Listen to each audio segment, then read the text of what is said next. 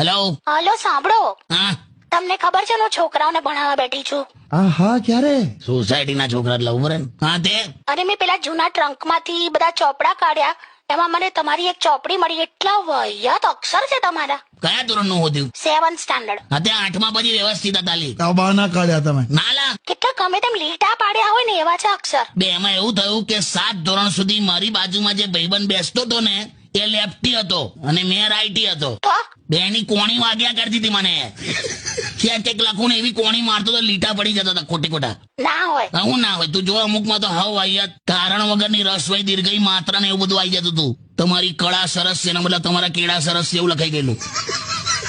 એટલે તું 8મા ધોરણ પછીના ચોપડા જોજે કેમ કે પેલાની સ્કૂલ બદલાઈ ગયેલી ને એટલે મારા અક્ષર સરસ છે જો. સારું એ બધું છોડો. હા હવે આ છોકરાઓને હું જયારે વંચાવતી હતી ને તો એમાં એવું આવ્યું છે કે ચુંબકીય શક્તિ.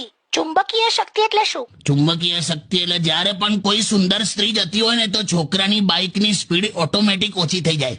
એમ? હા અને ત્યારે છોકરી દ્વારા ઉત્પન્ન કરેલ આ ગતિ પરિવર્તનને ચુંબકીય શક્તિનો પ્રભાવ કહેવાય. અને એવું ના થાય તો આ છોકરીમાં આયનની કમી કહેવાય. આવા ઉદાહરણ આપું છોકરાઓને અત્યારનું. પણ હું લેવા ભણા બેઠી છે પેલા ફેલ થશે તારું નામ આવશે. કાકા તમે સાવ એકદમ વાઈ. તમે મૂકો ફોન. હેલો